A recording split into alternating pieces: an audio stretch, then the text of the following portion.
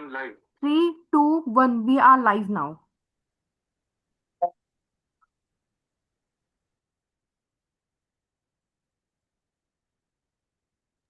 We are live now. Dr. Ravi, Devendra? can you please unmute? Parmesh, you just give the starting and then the Dr. Ravi will introduce the doctor. Yeah. We have started. Actually, we are live now. Yeah, Dr. Ravi, you can go ahead. You can only start with that. Okay.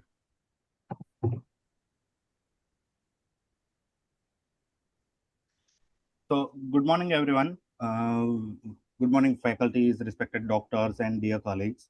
It is my great privilege and honor to welcome today's esteemed speaker, Dr. Manjula Angani, who will be sharing her expert insight on the relugolix combination therapy in heavy menstrual bleeding associated with uterine fibroid.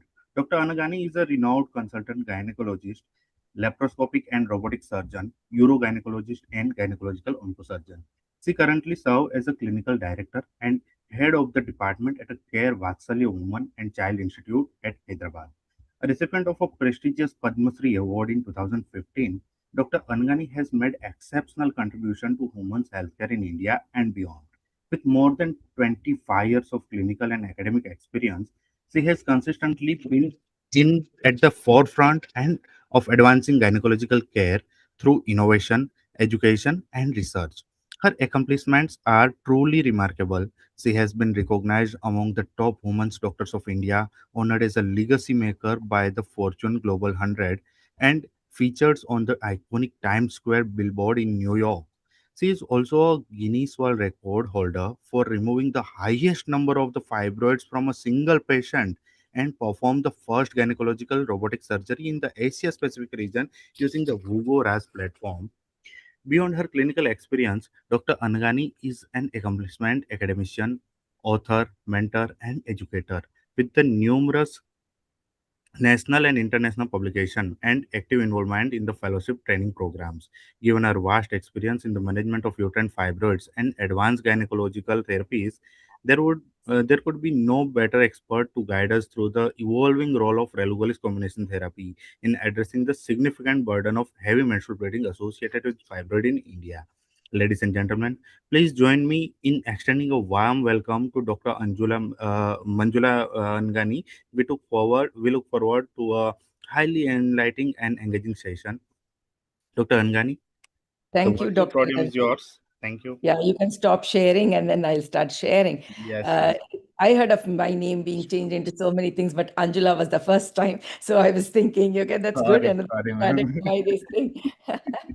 Okay, so let us start off with this. No, I think the point, the way we talk about fibroids and what to do with it is because of the vast increase in the recent times of both the endometriosis and the fibroids, which we are seeing. And heavy menstrual bleeding is a symptom with which they present. And most of the people have a lot of awareness in today's time about minimally invasive techniques and medical management. And they are very they think twice before even thinking of getting the main organ removed, that is hysterectomy.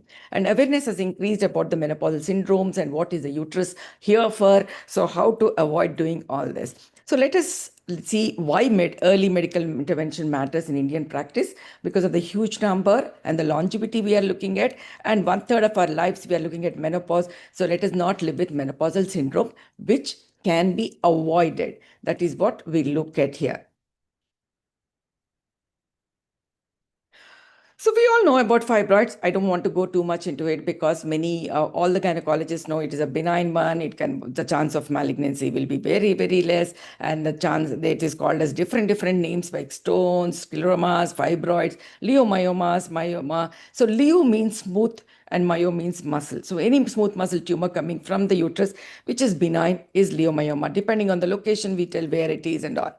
But it is the most common, as high as 70% of the women. It varies. Some conditions where depending on how we are data analysis is done, it can be varying from 20 to 40 in some of the studies or 70 to 80 in some of the study.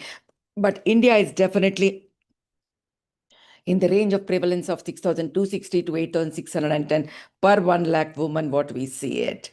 So epidemiology in India, we are sure that most of the studies in India, when many people do not even register and say the data analysis becomes skewed because we are not analyzing the true picture. So for all the menstruating women, 20 to 40 is the thing which is published in 2017.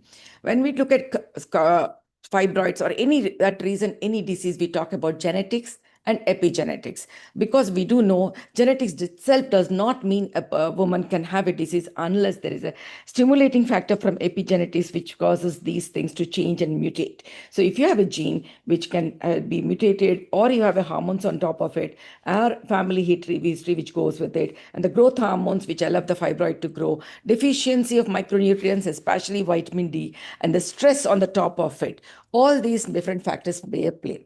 So you have racism. Yes, definitely. We have seen the African countries having more incidence of fibroids, and then altered microbiota. Everything is linked to the gut microbiome.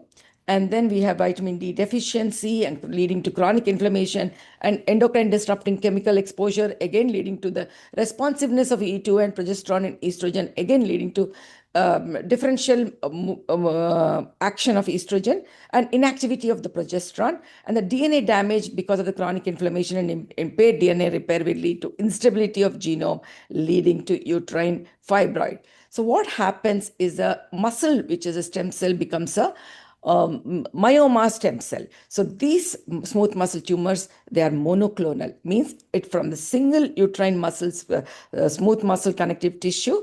This hyperplasia occurs, that is replicates until a cluster of cells forms. Then there is hypertrophy which happens. So it is a mutation which can cause one particular cell to become the myoma stem cell, which replicates and hypertrophy happens. So what happens is there is an upregulation of receptors of both estrogen and progesterone, and is a dual action. This can actually have a mitogenic effect, and again having hyperplasia.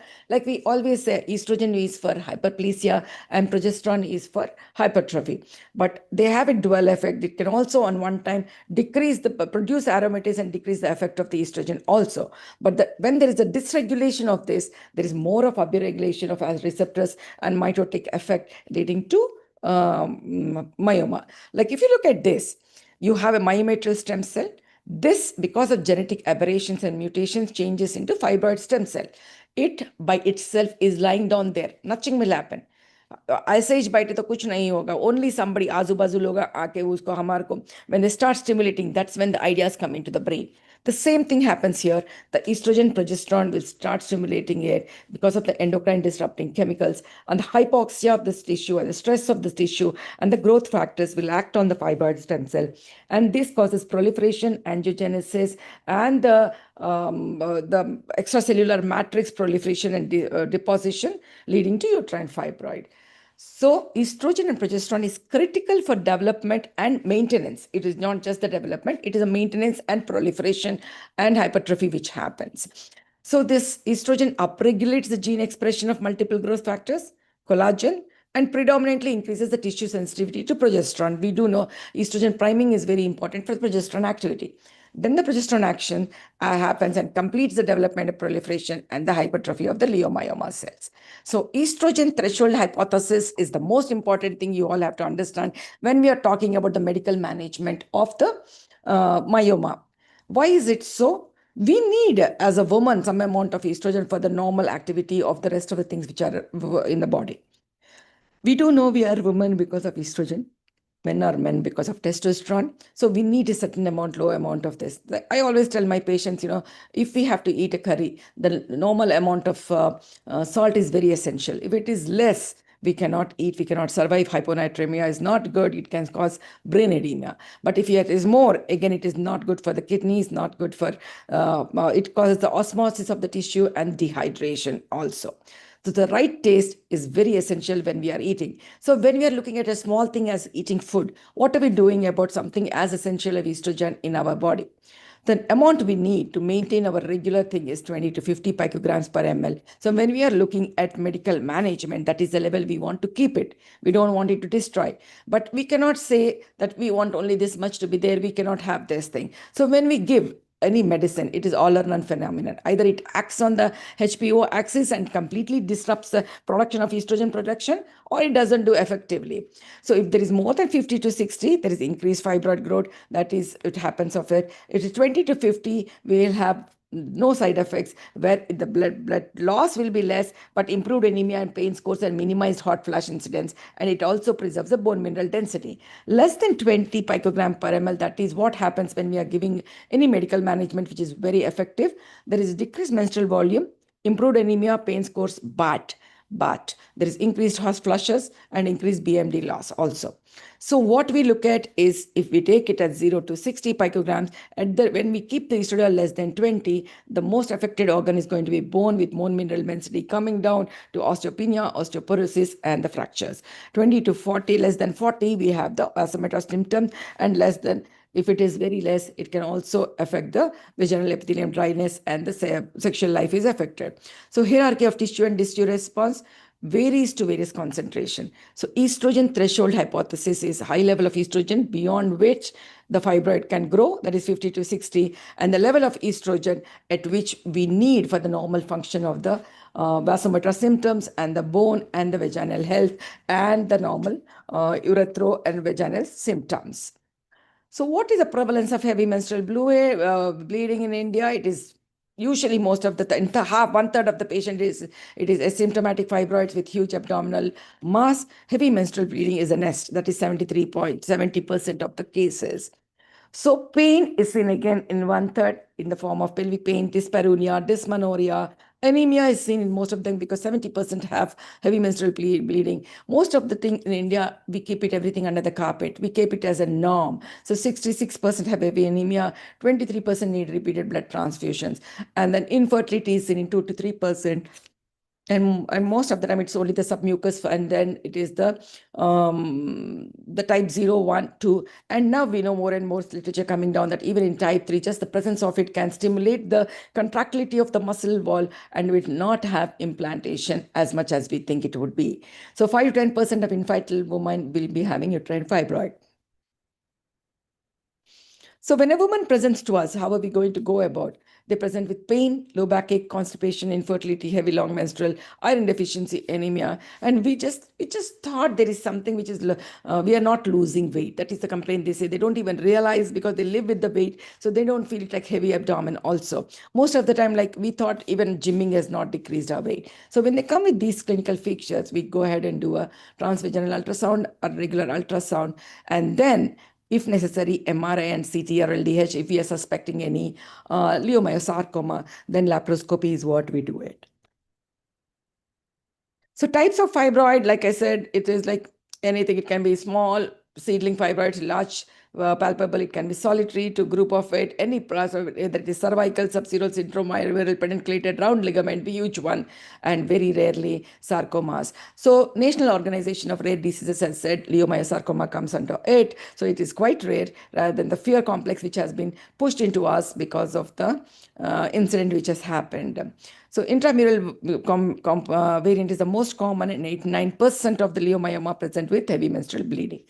So this is the FIGO classification. About what we know is type 0 is completely inside the uterine cavity. 1 is when it is majority of it is less than 1/3 is into the muscle, and type 2 is more than 1/3 is into the endometrial cavity. And then 3, 4, 5 are intramural, and from 5 on we'll have the subserosal. So current available managements, what are the management which we are there and what do we encourage? Surgical management and medical management. In between, we have a lot of ablative technologies which are coming right now. So we'll have to wait for the outcomes of the ablative technology. Only negative point, not having the tissue for diagnosis. And as we know, leiomyosarcoma is very aggressive. Tissue diagnosis is what is very, very important. And if the heavy menstrual bleeding is not coming down with medical management, also that's when we try to think of things. But the proponents of ablative therapy is ablation is a type of treatment for the, even if it is a leiomyosarcoma, is the way to look forward. So medical management is in the form of ulipristal acetate, agonist, GnRH, and they lie in the high, and these are the two available medical options which are right right now there, that is ulipristal and GnRH agonists, because of the Pearl studies which have been there for a long time, and agonists which have been time tested. So any medicine which comes down after that is tested against the GnRH agonist, and it can be oral contraceptives or progestins, effective in 40-50% of the times. And LNGIUS, unless it is submucosal into the cavity, endometrial cavity, it does not act much, and it might actually cause pain, more pain. And tranexamic acid is only looking at decreasing the blood loss, and it can actually cause necrosis of the fibroids if it is small and it is inside the cavity. And SAID is for pain, and mifepristone, time tested but not much effective. Even during surgery, before pre-surgery, it was supposed to be given, and it not help us for that. So surgical management, like we said, minimally invasive interventions, lap myomectomy, robotic myomectomy, hysteroscopic myomectomy, and regular open myomectomy, and the hysterectomy. So let us now compare the medical managements of the thing, and what are we talking in Indian patients about the bleeding in fibroid. What happens in India? We have a lot of anemia. We take it for granted because there are so many other causes for anemia. Second, strong cultural stigma to even talk about menstrual health. If it's more or less, then they take it for granted. Oh, it's normal to have. I had it from the menstrual time. And my neighbors also have it. But we need to understand everybody is different, and 5 fingers are different in our own body. So high burden of anemia, we take it and start taking iron tablets, and they say we look at diet, and we don't even want to take the parental iron. So cultural stigma will wait till the symptoms are endured, and then it becomes debilitating, significantly delaying the diagnosis. And they do not come for examination except for deliveries, and after that only when it is too severe. Fertility preservation is very, very important in certain cultures and in India as such, and therefore removing like hysterectomy is usually not common. We look at more of conservative medical management, fertility sparing surgeries like myomectomy. And whatever said and done, especially when the fibroids are more than 10, the recurrence rates are quite high. So that is what over time we need to, when we tell them about the need for the recurrent invasive procedure. So can we do it depending on the size of the fibroid? Post myomectomies, can we give some other medical management for sometimes the recurrence rates will come down? So these are the 2 points which we look at. One is prevention of surgeries, so that we can think, or premenopausal state where menopause can be brought, or post-surgery to prevent the high recurrence rates. So what are the challenges we are going to have? Unmet need of medical testing has been long-term safety is very important, and how effective they are. These are the 2 things which we look at whenever we look at medical management. With progestins, low quality of evidence, but it does not decrease the size of the fibroid. With GnRH agonist, very effective, injectable, and it is an initial flare-up. So sometimes we end up having an ovarian functional cyst. Maximum duration of therapy is 3 months to 6 months, especially in Indians, because of the higher incidence of bone marrow osteoporosis, which is going to be there. Progesterone receptor antagonism, mifepristone, can lead to PAEC, that is progesterone-associated endometrial changes, leading to endometrial hyperplasia and shedding and causing a lot of pain. Ulipristal, approved for premenopausal women, but otherwise it is not. It has been banned in some of the countries, and because of serious liver injury and endometrial safety concerns with prolonged use is also there. And when we do myomectomy after ulipristal, it becomes very gooey and necrotic in the center. Tranexamic, like I said, high risk of fibroid necrosis and infarction, and lack of high quality evidence in bleeding. And SAID is only for pain, does not help much for bleeding and the pain. So surgical, I already spoke to you about myomectomy, and we do know there is a chance of bleeding turning into open and going for hysterectomy rarely, but otherwise rupture of uterus if they're going for pregnancy, if it is not sutured properly. So it's all about the technique which we are going to use. And hysterectomy, we do know it's a permanent surgery, and surgical complications are always there. And minimally invasive interventions, we have uterine artery embolization, MRFUS, and more of the ablative techniques which are there. With embolization, I've never been a fan because size does not come down, but abnormal bleeding can still happen, hematoma formation, but the pain which comes out of it after that with uterine ischemia, necrosis, sepsis, and rare cases of death. MRFUS, the number should be limited. It should be less than 8, and the time taken for it. And there are incidents of skin burn, fibroid expulsion against with it, and persistent neuropathy. And again, a skilled surgeon is there. So nice guidelines are there for MRFUS, where we look at only limited number of fibroids, less than size of 5 to 6 centimeters. All those things are there. So what is the ideal situation? Is when we are giving a medical thing so that to prevent hypoestrogenic effects and to treat the symptoms, that is estrogen threshold.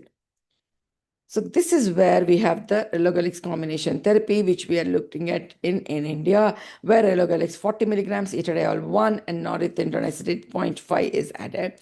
This has been approved in many countries from 2021, and India, we got it approved in 2025. Since then, we've been using this molecule for all the patients which needs it. Like I said, indications of fibroids with heavy menstrual bleeding, or post-myomectomy to prevent the recurrence, or perimenopausal who want to avoid surgeries. So rationale is to see that hypoestrogenic effects will be less, which happens with monotherapy of relugolix, that is bone resorption and vasomotor symptoms. How does relugolix act? Like we know, it acts on the GnRH receptors, so it inhibits the release of LH and FSH, therefore estrogen, progesterone. There no estrogen, no progesterone, no fibroid growth. This is what we are looking at. Na rahegi basuri, to na bajegi basuri. That is what we are looking at. So when it comes to E2, and when because we are giving the suppression of HPO axis is there, and no FSH, LH, and no endogenous estrogen, but exogenous estrogen we are giving, so it will go to and maintain it avoids the pseudomenopause state and maintains the therapeutic levels of systemic E2. So it does not cause bone resorption. So bone loss is hardly anything is there. And then also it affects the vasomotor symptoms and the vulvovaginal symptoms and the urinary symptoms which can follow, and the psychomotor psychological disruption which happens. With norethindrone acetate, which is the second generation synthetic progesterone, it bends to this. So what is happening is twofold. One, unopposed exogenous estrogen is not going to be there. Second, it also acts as contraception because of the estrogen progesterone which is going to be there. So we need to understand that we are looking at the wholesome activity without having the unopposed estrogen effect plus the positive effects of the estrogen. The side effects of estrogen basically is on the uterine lining alone. So therapeutic indication is for the bleeding of uterine leiomyoma. Dosage is 1 tablet with or without food, usually every time a day, and it should be started within first week of the period and not beyond that. And recommended duration as of now is 2 years. So we have patients continuously taking from the last 1.5 years. So mean absolute bioavailability of relugolix is 62%. So half-life is 62 hours, and estradiol is 16.5 hours, and norethindrone is 10.9. So it acts primarily by CYP3A and CYP268 in vitro, and elimination, most of it is through feces and urine.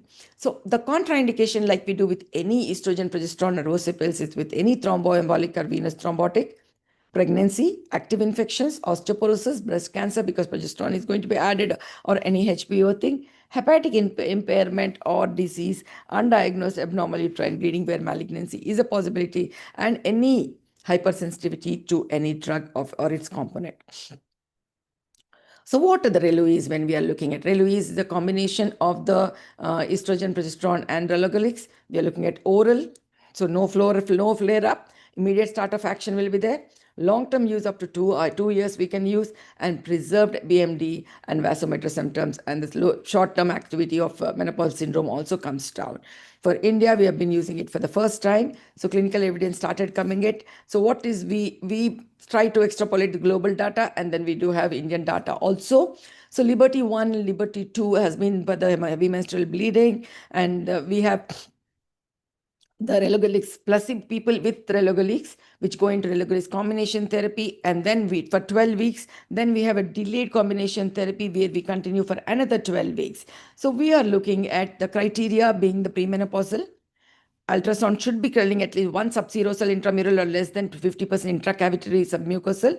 And if it is submucosal, submucosal cavity, this thing with type 3 we are looking at, and it should be type 2 we are looking at, it should be more than 2 centimeters. And multiple small fibroids, total volume of 130 centimeter cube. And heavy menstrual bleeding should be the main symptom, because that is the endpoint, primary endpoint we are looking at.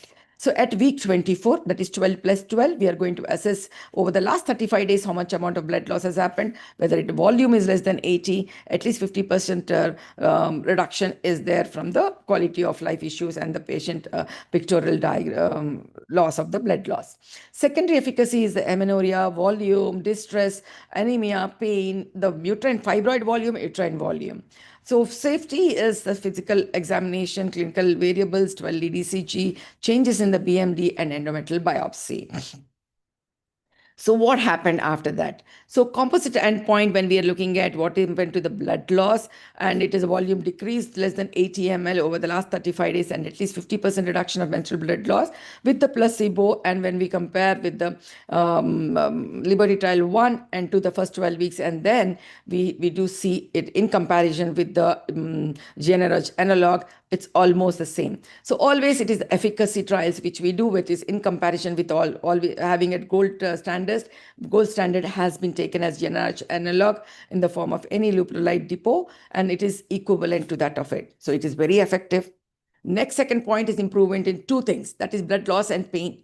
We look at the blood loss which happens with the near maximal effect at the end of the week 8 and sustained throughout to 24 weeks. So effect starts within first month when we see the outcome, with lasting over the second month and continuing over the 6 months is what we look at. And more participant when we look at the pain, with the thing, 43% reduction with continuation at another 12 weeks, it's 47% reduction of the pain is seen.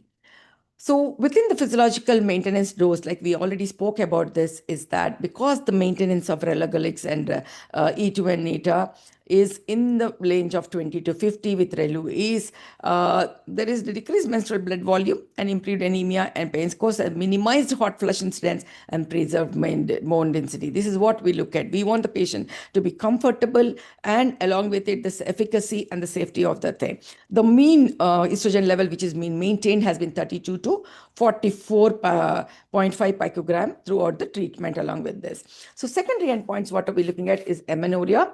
We had 50 to 54% in combination therapy compared to 3 to 6, and percent change in the 24 is 84% change with blood loss volume. Change from baseline to week 24 in discomfort scale is, like I said, 46% to 51%. And with anemia, a hemoglobin baseline improvement is seen in 50 to 61%. And numerical lagering of less than 1 for the treatment of period over the pain thing is 47%. And volume of uterine fibroid decreases by around 15%. And volume of uterus decreases again by 13 to 14%. So these are all the results which have come out of Liberty studies, and then that went on to Liberty extension studies, and that is again another two completed 24 weeks. Even the placebo is put into relugolix CT. So once we know at the end of Liberty 2 that the positive effects of relugolix and relugolix CT, the placebo and the relugolix group have already been changed into relugolix CT, now becomes all the three groups into relugolix CT. So that is where we look at responders and then how do they affect in the thing. So long-term extension studies say that people who have joined, a placebo group who have joined later, also there is 87.7% of responders maintaining the mean blood loss volume less than 80 ml. So primary endpoint is met, and with the extension studies with open label arm, and then there comes another thing, how long it is going to be sustained after withdrawal. So we have 12 weeks of relugolix only for some patients, and relugolix with the combination therapy for 12 weeks. And then that is Liberty 2 trial, then Liberty extension, where placebo is also changed over into the combination therapy. And then after the controlled withdrawal, and how are these patients who are going to sustain the maintenance of this. So proportion of the responders maintaining the thing has been at week 76 with placebo when we look at 15%, and with combination therapy the maintenance is 78%, and at the week of 104 and it is again of 70%. So at the end of 1 year, when we stop it, the efficacy lasts for another 1 year. So we're looking at 2 years continuation. We'll have to wait and see how long the efficacy is going to last. So with the withdrawal, 78% is primary endpoint, and at the end of 104 weeks, it is 70%. So reduction in blood loss, it's clinically meaningful, rapid within 4 weeks, and sustained improvement is seen, and the durability of effect is also seen at the end of 1 or 4 weeks. So here, proportion of people who are attaining amenorrhea is 70% and 68.5% who will be maintaining at the end of the withdrawal therapy. Relugolix combination therapy, and relugolix who have been changed into combination therapy, it's still 70%. So this is the outcomes which we have been seeing, and reduction in bleeding and pelvic discomfort. And you have that is the uterine fibroid score, QOL, BPD score, which has been at the week of 52 baseline, giving cumulative treatment period, reduction in bleeding and pelvic discomfort. Then when we look at healthcare outcomes, again, pain reduction to compared to that placebo, it is 47%. And when it comes to health-related quality of life, also from the baseline, the combination therapy at 52, it is the improvement which is seen in the health-related QOL. Time to relapse, when we say that maintenance is 87% reduced risk of relapse. So I think this is something which we have to look at. 10% to 13% chance of relapse is going to be there, and we can always come back and start the medical management. Patients who are happy with it can always look at it as that treatment which can continue. So hemoglobin concentrations, like with even the combination therapy or relugolix followed by combination therapies, proportion of responders with women with anemia, the hemoglobin is going to increase to than the baseline. And this is the study which the same study with interpretations showed that 28.4% hemoglobin increase is seen. And safety, which is what we are looking at, is long-term extension study. There is no cases of endometrial hyperplasia, endometrial cancer, because norethindrone acetate takes care of it, and withdrawal is in 1 or 4 weeks. No new safety signals were detected. BMD is well preserved. So we are looking at endometrial hyperplasia and BMD, which is preserved, and the global data for the with associated adenomyosis, because we know they both are sister concerns, azubazu, neighbors, whatever you want to keep. And definitely it is reduction of heavy menstrual bleeding when it's there in relugolix combination probably helps in the adenomyosis too. So what happens to the Indian data? What are we looking at? Because for us, the bone marrow is most important thing, and reduction of the bone mineral density is what we look at. So this is a prospective study, multicenter, where 338 patients, 169 patients in each arm, and we are looking at 6 months, that is 24 weeks, and we look at comparison to Lupron depot versus the Reluise. So when it is given this, and combination of screening is done at day 35 and day 1 every time about wash it, how we have the menstrual cycle baseline visit to day 28, day 56, 84, and 112. But at the end of trial or early termination or end of the complete study is what the study has been interpreted. So primary endpoint is which are affecting the PBAC score, that pictorial evaluation, that comparable response is seen both with Lupride and even with this 95 versus 96. So efficacy is well established, and reduction of pain also is almost again comparable with that. And this is the same thing with the blood bleeding score from the baseline. A proportion of patients achieving 50% with PBAC thing, it is equivalent. And baseline, again, gradual and significant reduction in PBAC score from baseline in weeks of 4, 8, and 12, comparable to that of Lupride depot. Percentage of people achieving the amenorrhea is again within at week 12 is significantly more than in comparator arm, than in the test arm. And to achieve amenorrhea was similar both in test and comparator arm, because that is what happens, because there's no flare up in this.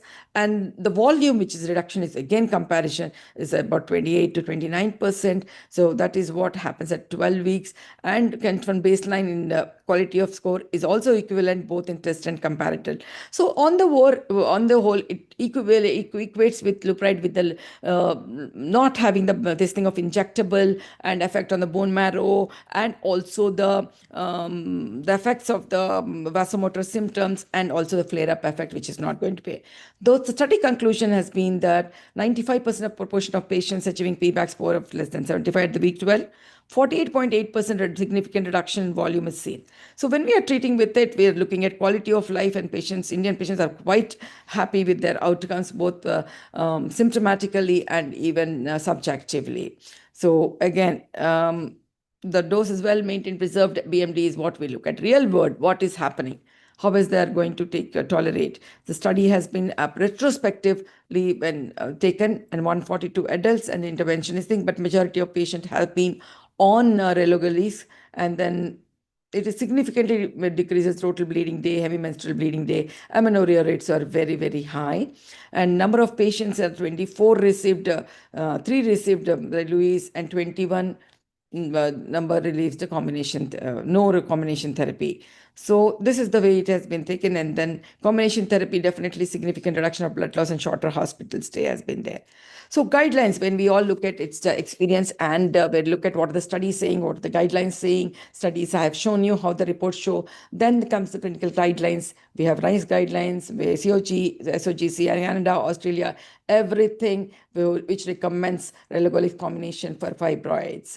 So to summarize, to conclude, to take up the questions later, yes, fibroids are quite common. Heavy menstrual bleeding is highly prevalent. Existing pharmacological options are very limitations are there, and combination is approved in reference countries which we look up to, and effective even in India, where we have been trying. The 2 side effects which I have noticed is intermittent spotting very rarely, and that is a commonest reason why people stop, and rarely one patient has dropped out of a study for depression. I think that happens with any hormonal treatment which people give us. So effective in improving the HMB and associated symptoms, and long-term safety has been evaluated for 12 years. And thank you. And disclaimer is this is completely Relui study. So Inca Group of Sun Pharma, thank you for giving me this opportunity. And I use a lot of Reluis. So our patients come back with their effectivity profiles to us. Many patients just keep continuing it. They're happy with it. They think twice to even get off the medicine. Thank you so much, ma'am, for the wonderful session on the relugolix combination therapy in heavy menstrual bleeding, specifically associated with uterine fibroid.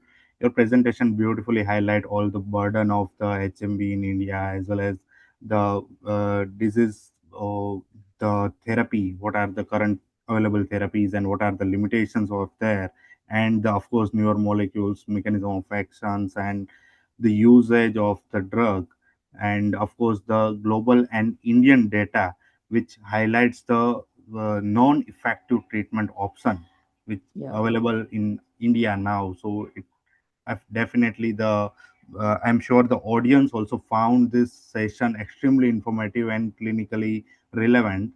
So thank you so much, ma'am. And now we will move to the another session on questions and answer session. So I'll read for you. There are a lot of questions, I guess. The first question, why interim spotting? Are fibroid always needed be operated? How long do you use this to show significant difference in the size of fibroid 2.5 centimeter or a multiple head miscarriage 12 weeks? How to proceed this with the last part, you can please repeat it, Dr. Ravi, size of? Size of the fibroid is 2.5 centimeter or multiple head miscarriage or a 12 weeks. Yeah. So let me tell you one how thing. to proceed with it. The indications are very, very clear. Asymptomatic, no need to interfere. Symptomatic, yes, that is what we are looking at. Are we looking at fertility? Are we looking at heavy menstrual bleeding? These are the 2 things which will be there. Or there is ACOG, one particular indication where if the patient, it is affecting psychologically the patient, that the mass is there.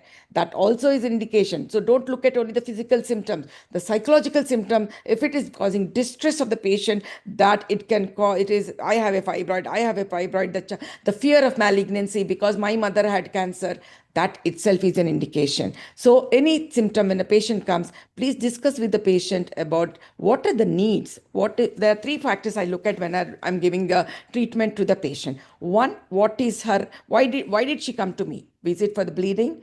And is it for the pain, or is it for fertility, or any particular thing which is on the brain? Because just because a scan told her she came without it having effect. Second, what are the cause and what are the treatment options which I have? So the cause are fibroids, multiple or small or whatever it is. How many are there? One single fibroid, submucosal, everything. So then I will discuss the treatment options. And then in the treatment options, I would take the consideration of the age into factor and then give them the better option for them.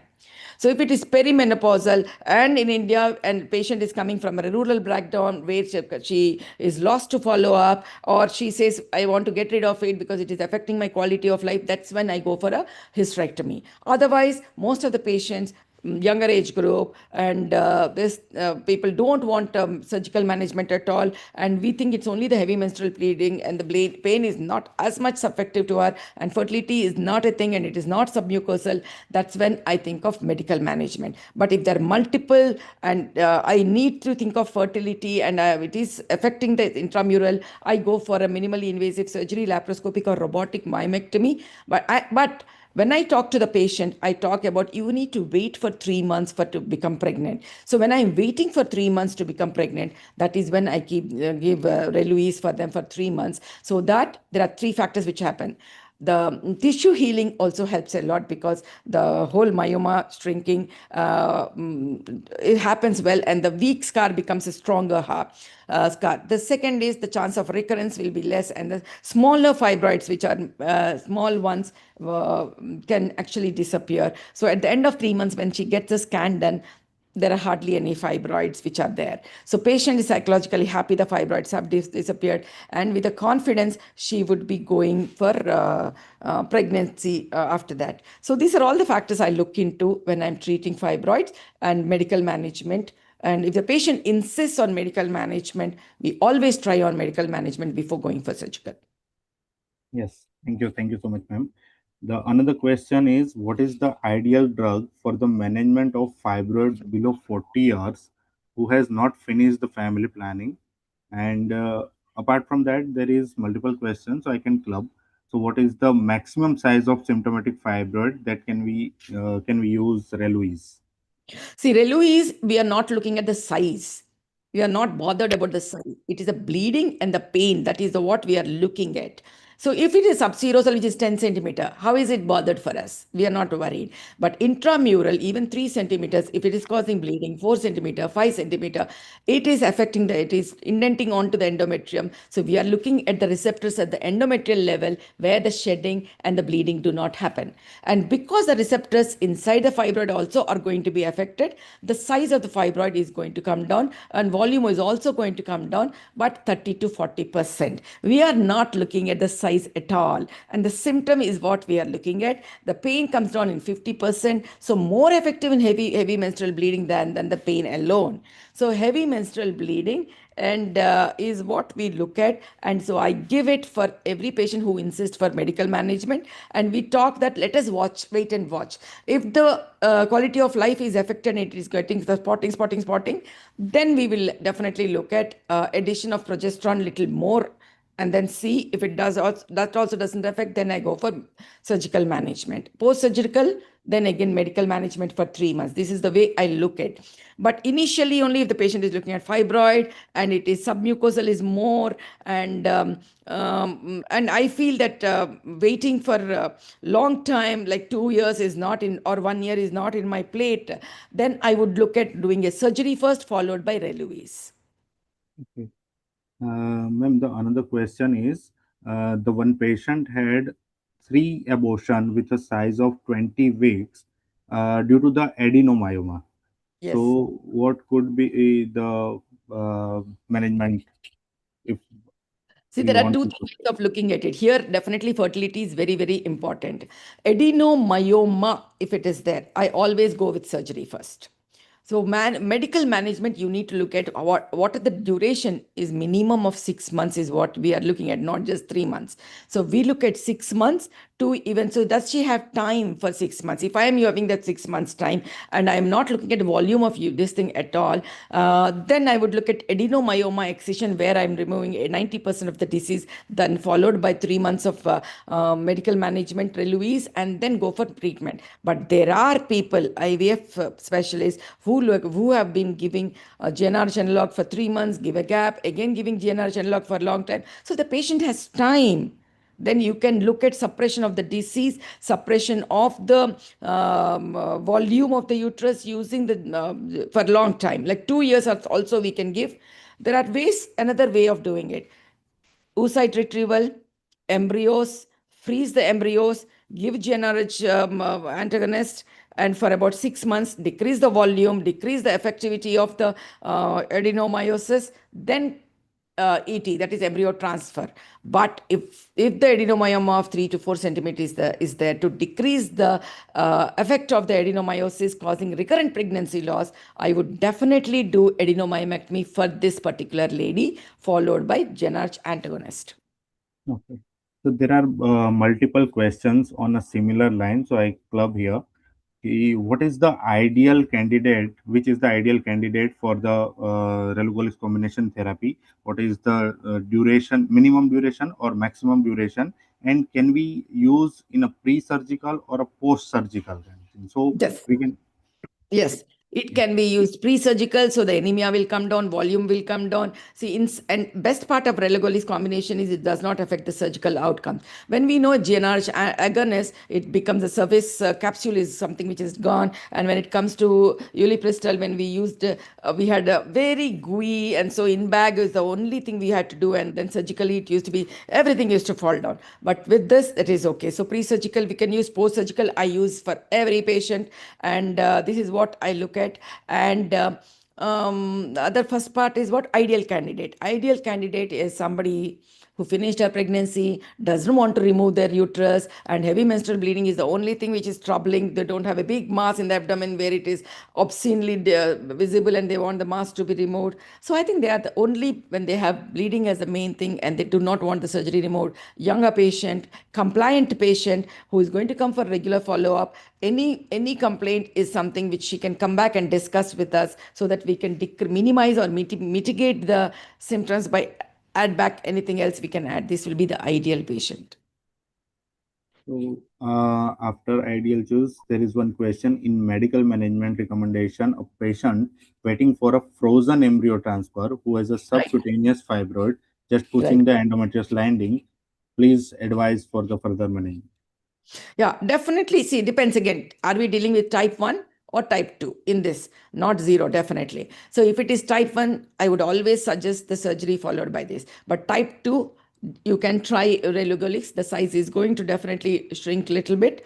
And then you can go for embryo transplant if she doesn't want surgery. But if you have a good, great endometrial laparoscopic surgeon or minimally invasive surgeon who can go and remove it without damaging too much of muscle, without using lot of energy source. That is a sentence I will use. Entering cavity has no meaning. I always tell the people, maybe I'm a radical or what, you are entering the endometrial cavity to take out the baby. So why are we having so much of mind block about entering the endometrial cavity? So only thing is that there it is a low uterine segment. Now it's not low. These are all the people, proponents and anti-proponents, who keep talking. But we are talking about isthmosil now. So that means that low uterine segment is still there even in the regular patients. Why are we talking about this thing about entering the cavity as a big thing? So don't worry about it. You can get a mapping scan, go exactly there and remove the fibroid. That is one thing. But if less than 50% is inside the endometrial cavity, you can try medical management and wait for 3 months, at least 12 weeks. Look at the volume after 12 weeks, maybe 12 more weeks. That is at the end of 6 months. And if the volume comes down, uterine volume comes down, endometrium is away, you can go for embryo transfer. Okay. So one question is that I have been using it since 6 months. There has been relief of symptoms some of them there was reduction in the size as well, around 1 to 1.5 centimeter. Good. So does the fibroid biology matter as E2 or progesterone receptors can be matters regarding the size as well as the thing? Definitely, like I said, estrogen is for hyperplasia, progesterone is for hypertrophy. This is the basic thing we need to understand. It also, progesterone also again causes estrogen receptors to be recruited. Estrogen priming is essential. Again, estrogen causes progesterone. These are both are interlinked by behan. So what happens in this is that when we are allowing the estrogen to come down to the level less than 50 to 20 to 50, and that is from exogenous, which is affecting the other thing. And endogenously, we are affecting the blockage of the FSH-LH is not produced, so E2, P2 will not be affected. And the aberrant action of progesterone. Progesterone, see what happens in whether it is endometriosis or fibroid is E2 is there. Progesterone is not acting the way it is supposed to act because of the effect on the aryl hydroxylase. So it is the ineffective progesterone and over effective estrogen. So combination is leading to aberrant estrogen effect, causing the hyper. Like I said, the stem cell of the myoma stem cell starts becoming bigger and bigger and causes a tumor. So when this is blocked, it shrinks and it causes the size will come down. So number of cells are not going to come down. It is a size which is going to come down. So that is the reason why we have only 30 to 40% reduction of the size of the fibroid. There is no lysis, but it really helps in the neoangiogenesis will come down. Apoptosis is going to be stimulated. So the extracellular matrix is going to come down, the volume is going to come down, but the architecture is not going to be affected much with this particular molecule. So there are again lots of questions regarding the side effects and complications that are expected after this GnRH antagonist use. So first thing is when we are counseling, tell them amenorrhea can happen. If it is not there, people get so scared and come back. I didn't have period. I didn't have period. I didn't have a period. So that's the wanted side effect. It is not a side effect. That is a wanted thing. So we forget to tell them that they won't have period. So, but one thing when we're starting not on the first day, but within first week, the first period can still come. So I always tell them your first period might come, might not come. After that, you might not come. Majority of the time, they do not get period. So amenorrhea is something which is there. And it might take usually within the second cycle to get the full action. First cycle, most of the effect will become, and the second cycle, it is like full action, which is what we see usually. The side effect profile, hardly anything. When you give elagolics and all, yes, I had lot of hot flushes and everything. With Reluise, no hot flushes, no bone pains, but I still give progesterone some calcium tablets to them. I tell them to continue taking Shelcal M in the bedtime, and then I also give them one vitamin D injection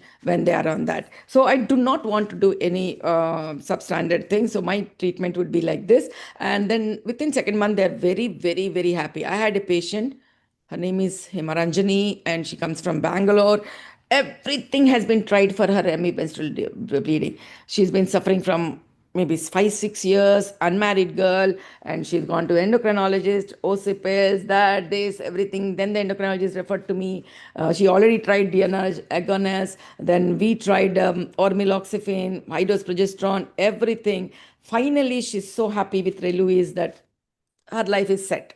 She just keeps continuing Reluise. So this is one example which I'm giving, but saying that, yes, they had a patient who had every 10 days spotting. So she was not very happy, but the number is negligible. Maybe if I tell 100 patients are on Reluise right now, maybe I had 2 to 3 patients falling out of it, one with headache, one with spotting, one with feeling of depression. Now, we know depression can be multifactorial, but whatever it is, we should not allow her to continue with this. So we stopped it. So otherwise, I never had any side effects with this. Okay. So, ma'am, one more question. What is the scope of relugolix in perimenopausal woman?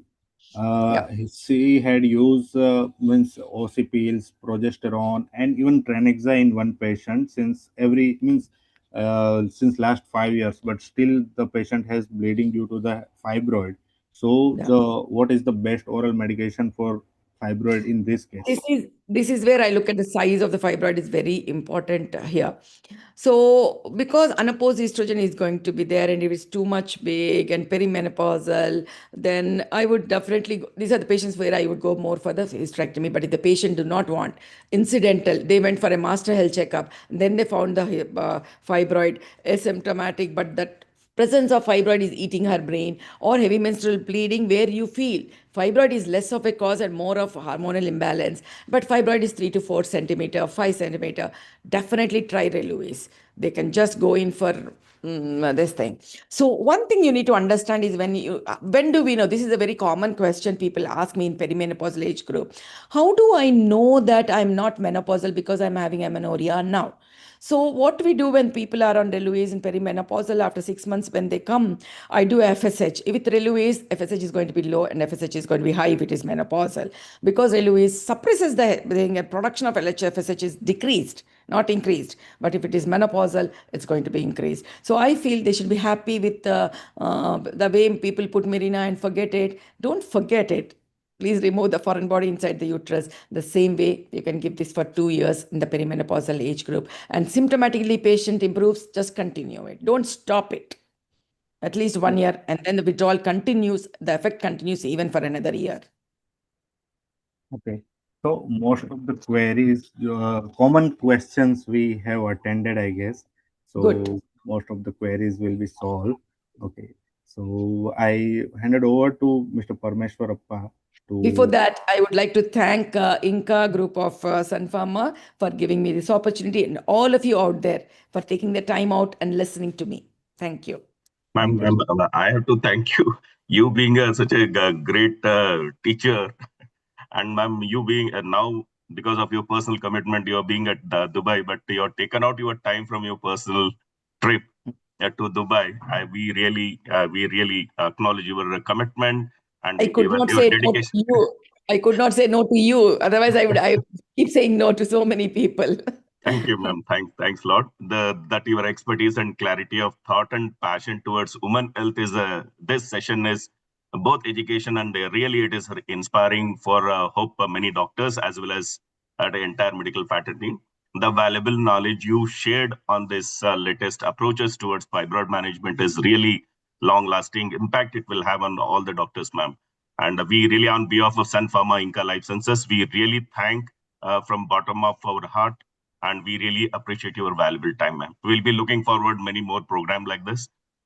Thank you very much. And thank you everyone, those who are joined, taking out your valuable time on this Saturday morning. And we acknowledge your time and valuable time. Thank you very much. Thank you, ma'am.